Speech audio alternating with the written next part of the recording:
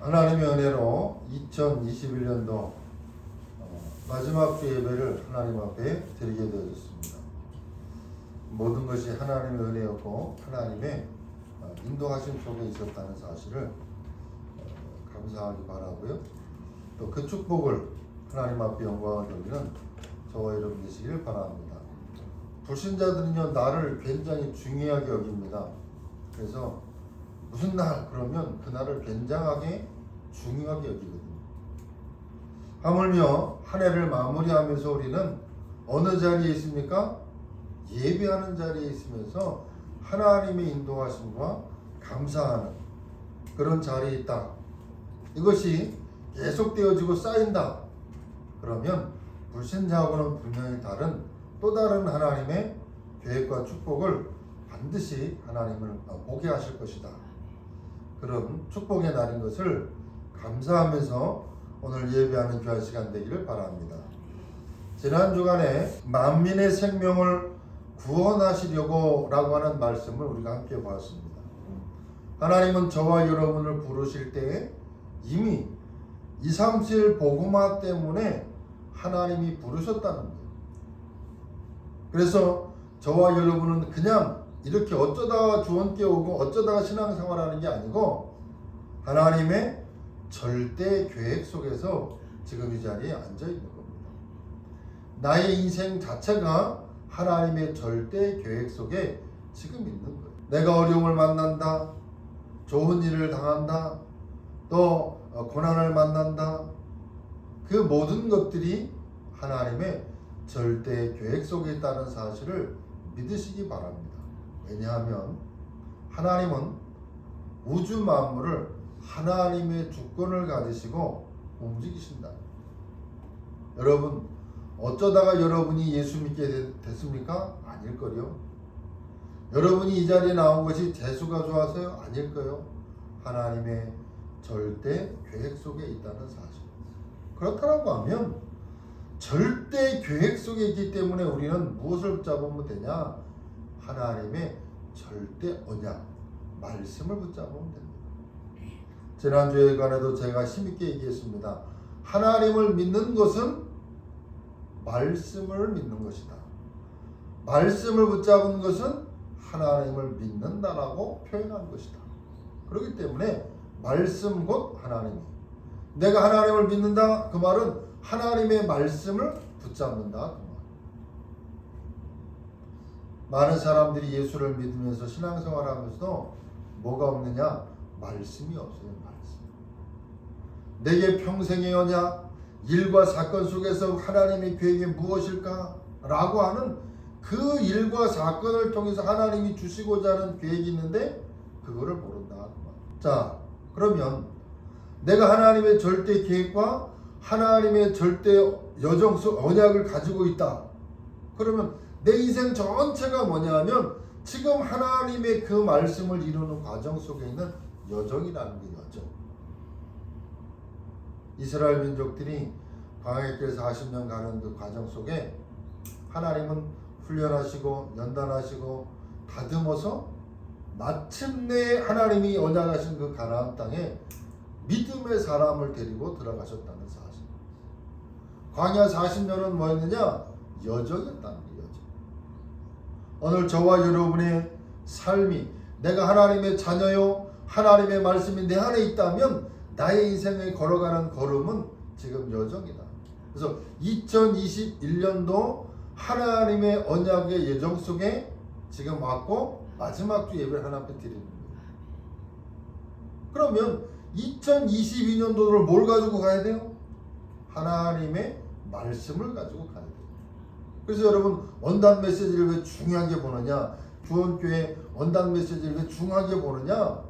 그것이 한 해 동안 우리가 붙잡고 가야 될 중요한 여정이기 때문에 그렇습니다.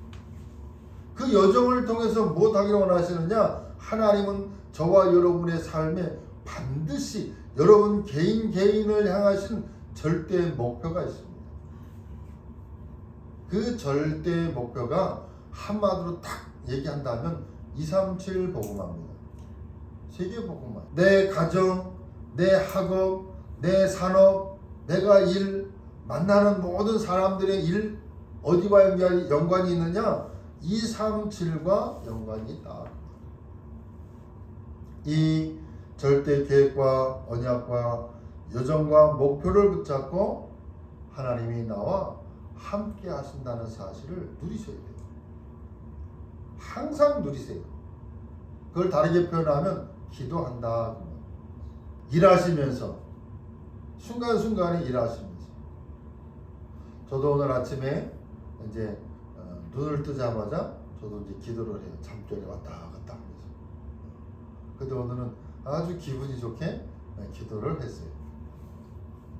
근데 한 가지가 첨부돼서 기도했어요. 저도 이제 하나님 성삼위 하나님이 영광을 받으시옵소서. 그리고는 우리 성도들 또 내가 관계된 사람들 또 내가 기도하는 사람들 많지는 않습니다만은 그렇게 쭉 중보기도 하는 사람들이 있다. 아침에 눈 뜨면 그렇게 기도해요. 그리고 잠들기 전에 맨 마지막에 또 이렇게 기도하고 하나님이 나와 함께하고 계시다는 사실을 누리는 것, 의식하고 알고 고백하고 대화하는 것, 이것을 보고 함께하심을 누린다. 그래서 우리의 삶을 통해서 하나님은 지난 주간의 말씀처럼 언약을 전달하는 전달자의 축복을 하나님이 누리게 하신다는 것. 이것이 지난주에 저와 여러분이 보았던 말씀의 내용입니다. 그렇기 때문에 성도들 한 사람 한 사람을 하나님이 무엇하기 위해서 언약을 전달하기 위해서 만민의 생명을 구원하시기 위해서 하나님이 저와 여러분을 부르셨다는 사실. 나는 쓸모없는 사람이야. 나는 무능한 사람이야. 나는 무가차 아니요. 절대 그렇지 않습니다. 하나님은 저와 여러분을 하나님의 계획 속에서 부르시고 이 자리에 함께 하셨다는 거예요. 이것이 지난 한 해, 올 한 해 동안 우리가 창세기를 보면서 보았던 내용의 흐름이에요. 그래서 이번 주하고 다음 주에 다시 한번 창세기 전체를 네 가지 사건과 네 인물을 가지고 창세기를 정리를 하면서 다시 한번 보도록 하겠습니다. 왜 그러느냐? 이 창세기는 굉장히 중요한 책입니다. 성경 66권이 다 중요한 책입니다만 특별히 성경을 딱 펴면 제일 먼저 나오는 책이 창세기입니다. 창세기는 인간의 근본의 문제가 무엇이고 그 근본 문제의 원인이 무엇이고 그 근본 문제가 왜 시작되었는지를 알려주고 그리고 그 근본의 문제를 해결하는 해결책 그 사실을 말씀하고 있는 책이 바로 창세기이기 때문에 굉장히 중요한 겁니다. 여러분 이 땅에 60억, 61억이라고 하는 인구가 살아갑니다. 그 사람들에게 일어나는 각가지 문제의 원인, 시작, 그것의 해결책, 그것이 성경 창세기에 나와 있다는 사실. 그래서 오늘은 네 가지 사건을 보는데 잘 아는 것처럼 창세기 1장과 2장에 보면 창조 사건이 나옵니다. 창조 이야기. 거기에 보면 창세기 1장 27절에 보면 인간을 하나님의 형상대로 창조했다. 원래 인간의 모습은 하나님의 형상대로 창조했습니다.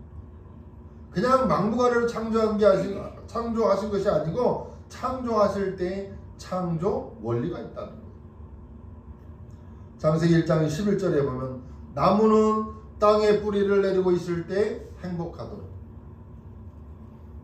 창세기 1장 22절에 보면 새와 물고기는 하늘과 공중에 있을 때 행복하도록. 그리고 창세기 1장 27절 28절에 보니까 인간은 하나님의 형상대로 창조하셨다. 그리고 하나님의 형상대로 창조하신 인간에게 하나님은 모든 축복을 다 주셨습니다. 왜 그러느냐? 그 하나님의 형상대로 지음받은 인간을 통해서 하나님께 영광을 받으시고 영광을 돌리도록 당신의 형상을 인간에게만 넣어주셨다. 그리고 모든 축복을 인간에게 다 주셨습니다. 여러분이 자녀들을 바라보면서 부모의 모든 축복을 다 전달하고 다 전해주고 싶은 것처럼 하나님은 저와 여러분에게 에덴 동산에 있게 하시고 그 에덴 동산을 통해서 네 강에 흐르는 이 축복 속에 그 귀한 자리에 있게 하셨다는 거예요. 그러면 저와 여러분이 이 창조 사건을 바라볼 때 딱 깨달아지는 것이 있습니다. 그게 뭐냐면 그리스도 안에 있으면 이 축복을 다 누릴 수 있는 거예요. 그리스도 안에 있으면 이 축복, 그리스도 안에서만 이 축복이 있는 거예요. 그러면 그리스도 안에 있으면 어떻게 되느냐? 창세기 1장 27절로 28절이 회복되는 겁니다. 창조 명령의 축복이 회복된다는 말. 마태복음 28장 16절로 20절의 말씀처럼 하나님 우리에게 지상 명령을 줬습니다. 너희는 가서 모든 족속으로 제자를 삼으라. 제자 삼는 이 지상 명령의 축복, 생육하고 번성하고 정복하고 다스리고 충만하라고 하는 이 축복이 우리가 누려야 될 축복일 것입니다. 그래서 고린도후서 5장 17절에 있는 말씀처럼 저와 여러분은 그리스도 안에서 새로운 재창조를 받은 것입니다. 지상 명령이 성취되려고 하면 이 재창조의 능력으로 부활하신 주님의 명령을 기억해요.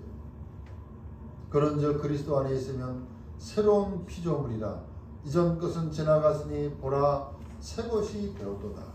그리스도 안에서 새롭게 재창조된 하나님의 이 축복을 누리고 지상 명령을 기억하는 것, 이것이 우리가 누려야 될 축복인 것입니다. 두 번째로 창세기 3장부터 5장까지를 통해서 타락 사건이 이야기가 나옵니다. 창세기 3장 1절 6절에 보니까 죄의 시작이 설명되어져 있습니다. 그리고 3장 16절로 20절에 보니까 모든 문제의 시작, 인간에게 와지는 문제의 시작이 바로 이 창세기 3장으로부터 시작되었다는 거예요. 그러면 거기서 빠져나오는 길, 창세기 3장 15절, 빠져나오는 길, 여자의 후손. 그래서 우리는 항상 여자의 후손, 그리스도 고백할 수밖에 없는 겁니다. 다른 것으로 이기는 것이 아니라 여자의 후손, 동정녀 마리아에게 나시고 그 이름이 바로 그리스도인 겁니다. 뿐만 아니라 빠져나오는 방법, 창세기 3장 21절, 빠져나오는 방법이 뭐냐? 피입니다. 피. 이때부터 하나님은 피의 제사를 우리에게 요구하고 계신 거예요. 그 피가 뭐냐? 예배입니다. 예배. 하나님은 피의 제사를 요구하고 계시는데 그 피의 제사가 바로 예배라고 하는 겁니다. 그런데 창세기 4장 1절로 7절에 보면 예배의 성공과 실패를 이야기하고 있습니다. 기준이 뭐예요? 피입니다. 피. 레위기 17장 11절에 보면 생명이 피에 있다 그랬어요. 생명이 피에 있다. 그런데 4장에 보면 가인과 아벨이 나옵니다. 가인은 실패하는 예배를 드렸는데 다시 말하면 피가 없는 예배, 그리스도 없는 예배. 아벨은 성공을 하는데 피가 있는 예배, 그리스도 있는 예배, 피가 있는 예배, 피가 없는 예배, 그리스도가 없는 예배. 여러분, 우리가 함부로 말하기는 조심스러운 이야기지만 많은 예배 속에서 그리스도 없는 예배, 피가 없는 예배를 드리는 경우가 많이 있습니다.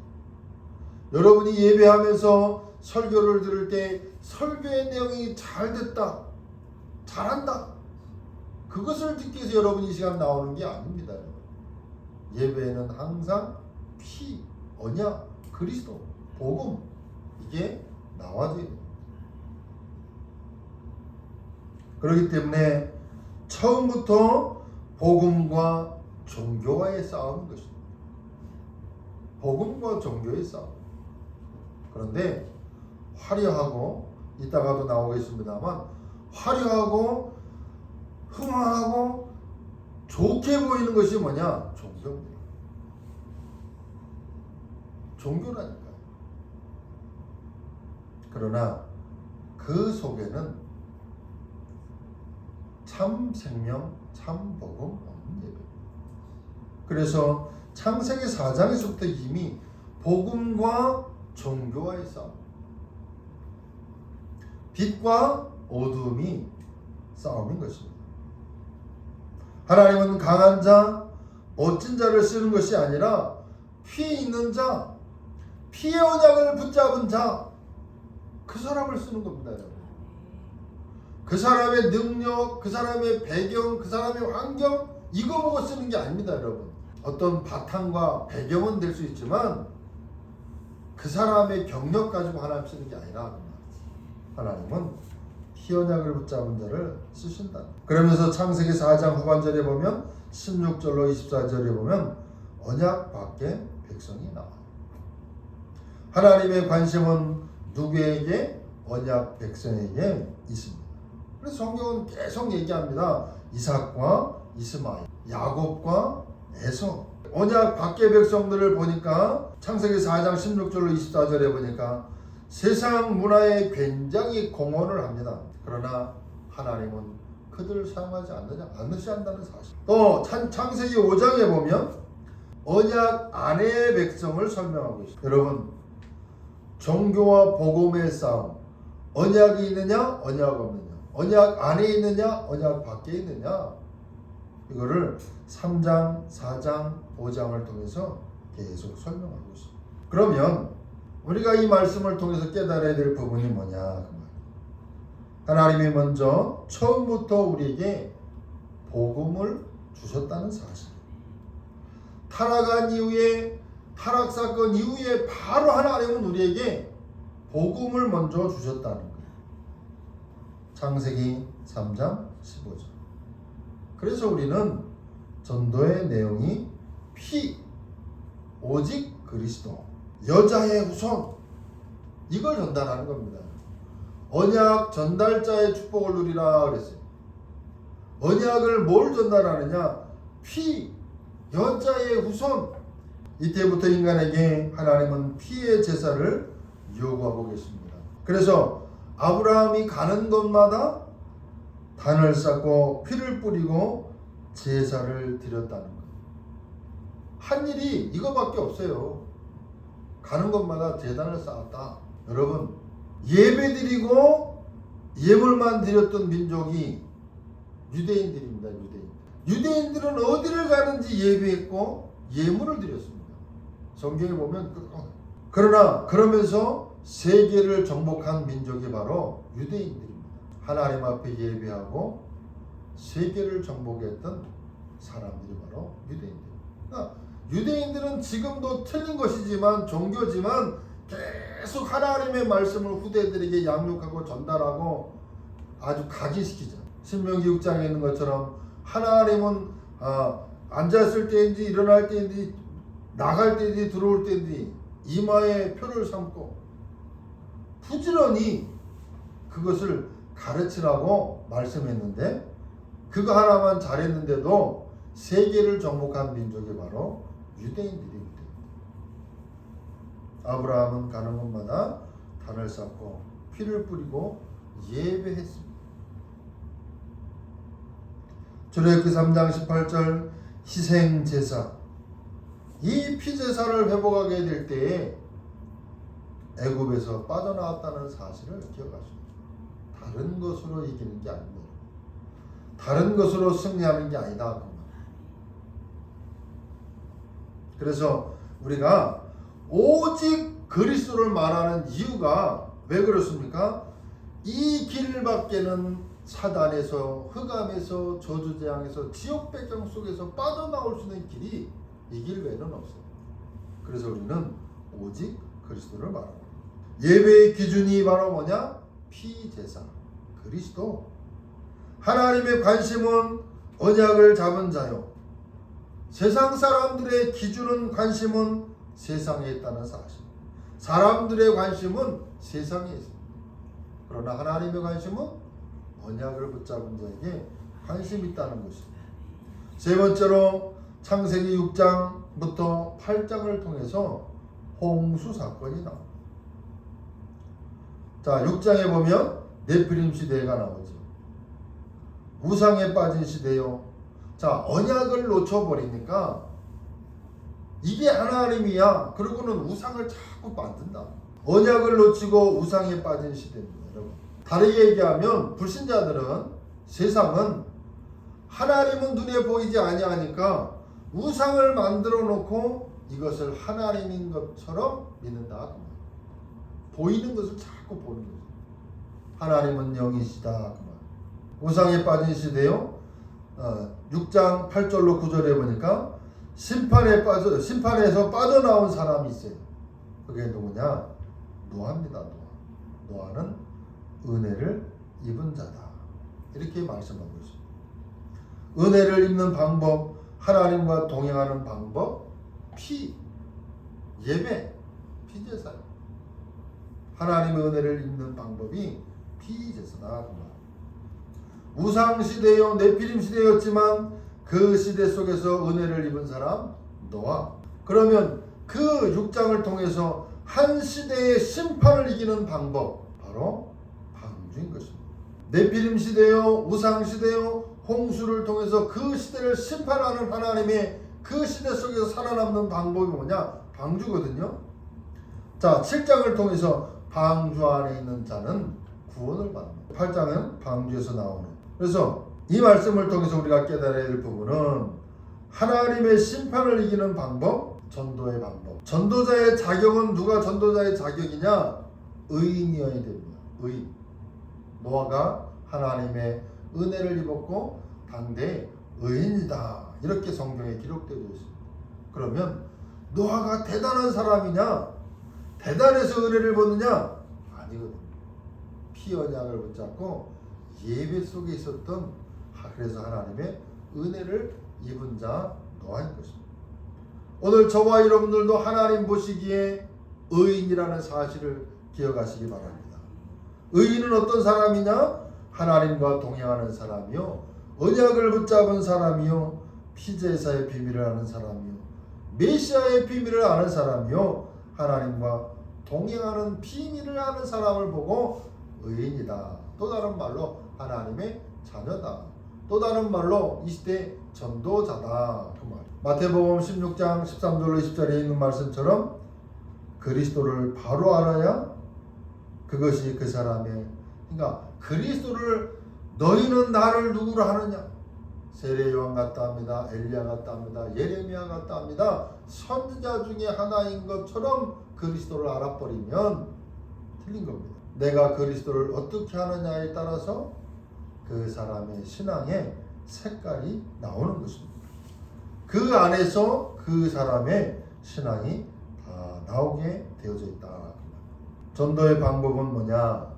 어떻게 이 시대를 살리고 어떻게 하느냐? 방주를 만들으라는 것. 창세기 6장 14절에 이 시대를 살리는 방법, 방주를 만들라. 또 지금 이 시대로 표현하자면 시스템을 만들라는 거예요. 시스템. 지금 2022년도 복음 전하는 단체의 전체 흐름의 메시지는 237 치유 서밋입니다. 우리 주원교회는 2022년도 성탄절 예배 때 여러분에게 말씀을 드렸습니다만 복지 시스템을 놓고 기도하시기 바랍니다. 그 복지 시스템 안에는 한 번에 할 수 있는 시스템입니다. 237도 할 수 있고 치유도 할 수 있고 서밋도 할 수 있는 시스템, 그게 복지 시스템. 여러분 다 기도 안 해도 그거 하나만 놓고 올 한 해 집중적으로 우리 주원교회는 기도하시고, 할 수 있는 사람이 두 사람씩이나 있어요. 놓고 기도하시면서 응답받도록. 그것이 방주운동이요, 미스바 운동이요, 도단성 운동이요, 렘넌트 운동이라 시스템을 만들어라. 방주를 만들어라. 너는 너를 위하여, 가족을 위하여, 후대를 위하여 모든 생명을 살릴 수 있는 방법, 방주 만들어. 방주 안에 들어온 자는 누구든지 살았습니다. 선전 문구에 있는 것처럼 묻지도 않고 따지도 않고 방주 안에 들어와 있으면 다 살았다는 사실. 홍수 사건입니다. 창세기 네 번째로 9장부터 11장을 통해서 바벨탑 사건이 나옵니다. 홍수 심판 이후에 하나님이 무지개 언약을 주셔서 다시는 물로 심판하지 않겠다라고 하는 언약을 인간과 맺지. 9장 20절로 27절에 보니까 이제 평안할 때 노아의 실수가 나옵니다. 잠깐의 언약이 희미해지므로 9장 25절로 27절에 보면 노아의 자녀 함이 저주를 받습니다. 종들의 종이 될 것이다. 여러분, 언약이 희미해지니까 실수를 통해서 자손이 저주를 받는다. 10장에 보면 그 예언대로 그대로 되어져 갑니다. 11장에 이제는 바벨탑 사건이 나오는데 노아의 후손들이 번성하게 될 때 이제 문화가 번성하고 되니까 타락되는 거예요. 타락. 교만해져서. 창세기 1장 28절에 보면 하나님은 생육하고 번성하고 정복하고 다스리고 충만하라. 하나님의 계획인데 인간들은 어떻게 하느냐. 11장 4절에 보니까 흩어짐을 면하자. 그리고는 바벨탑을 쌓는 겁니다. 그럴 때 하나님이 저주를 내리시고 언어를 혼잡게 하셔서 흩어버리시죠. 하나님이 없는 사람은 절대로 하나가 될 수 없다. 하나가 되지 않습니다. 그리고는 하나님이 바벨탑을 무너뜨리십니다. 이 바벨탑 사건을 통해서 시대가 성공하고 문화가 번성해지고 그러면 우리가 우리의 이름을 내자. 하나님이 점점 없어지기 시작하죠. 그러면 우리가 이 말씀을 통해서 깨달아야 될 것은 뭐냐? 바벨탑 사건은 불신자들의 모습인 것입니다. 그러면 우리가 세상을 보는 눈이 열려야 됩니다. 그걸 보고 영안을 열었다, 영안이 열렸다 이렇게 표현합니다. 영적인 눈을 뜨고 세상 보는 눈이 있어야 된다. 어떻게 해요? 왜 불신자가 망하는지를 보고 정확한 답을 주는 것이 우리의 사명이다. 언약 떠난 자의 자손, 함의 자손이 엄청난 저주 가운데 빠져듭니다. 언약이 없이 흘러가고 성공하면 성공할수록 저주, 재앙수, 하나님과는 대적하는 그 모습으로 갈 수밖에 없다. 불신자는 창세기 3장에 걸려 있습니다. 창세기 3장에 걸려 있다. 나 중심, 물질 중심, 성공 중심. 불신자는 사단이 만들어 놓은 12가지 함정 속에 올무의 함정에 틀에 갇혀가지고 쭉 간단 말이에요. 여러분, 불신자가 망하는 시간표를 보는 것이 영안이 열립니다. 불신자를 바라보면서 망하는 이 시간표를 잘 보셔야 돼요. 그리고 여기에 정확한 답을 줄 수 있어야 된다. 정확한 답, 해결책, 그리스도. 사도행전 3장 1절 6절에 보니까 성전 명문에 앉아있는 그 앉은 뱅이에게 내게 있는 것으로 내게 준다. 내게는 은과 금은 없지만 내게 있는 것으로 내게 준다. 나사렛 예수 이름으로 일어나 걸어라. 그거 전달하는 거예요. 여러분 속에 있는 거, 여러분이 육신봉사, 헌신봉사 그거 필요치 않습니다. 그거 안 줘도 됩니다. 살리는 것은 영이니 육은 무익함이라. 그 사람에게, 불신 영혼에게 필요한 것은 육신적인 것이 아닙니다, 여러분. 영적인 거예요. 답을 주면 돼요. 내 안에 있는 거 주면 돼요. 내 안에 없는 거 줄 수 없습니다, 여러분. 내 안에 있는 거 주면 됩니다. 그에게는 그것이 답인 것입니다. 그리스도로 생의 답을 주고 삶을 치유하는 것. 복음만이 완전히 치유할 수 있습니다. 모든 성경은 하나님의 감동으로 된 것으로 교훈과 책망과 바르게 함과 의로 교육하기에 유익하며 온전한 사람으로 세울 수 있는 비밀이 하나님 말씀 외에는 없다. 그리스도 외에는 없다. 그 말. 이걸 가지고 전달하는 축복을 누려야 됩니다. 하나님의 관심은 온 땅을 복음으로 장악하는 것입니다. 온 땅을 지배하라고 하는 것입니다. 온 땅에 그리스도의 이름으로 하나님의 나라가 임하도록 해야 되는 것입니다. 지금 온 땅이 이사야서 60장 1절로 3절에 있는 것처럼 캄캄함이 만민을 가리우는 그 시대인 것입니다. 그곳에 그리스도의 빛을 일어나 비추라고 말씀합니다. 그러면 이때 이사야서 60장 20절로 22절에 있는 말씀처럼 작은 자가 1000명을 이루고 약한 자가 강국을 이룰 것이고 때가 되면 나 여호와가 속히 이루리라고 하는 이 축복을 이루게 하실 것입니다. 하나님은 저와 여러분을 통해서 237 복음화 5천 종족 살릴 수 있는 237과 치유 서밋의 조직을 짜라고 하는 거예요. 시스템을 만들라고 하는 겁니다. 그리고 기도하라고 하는 것입니다.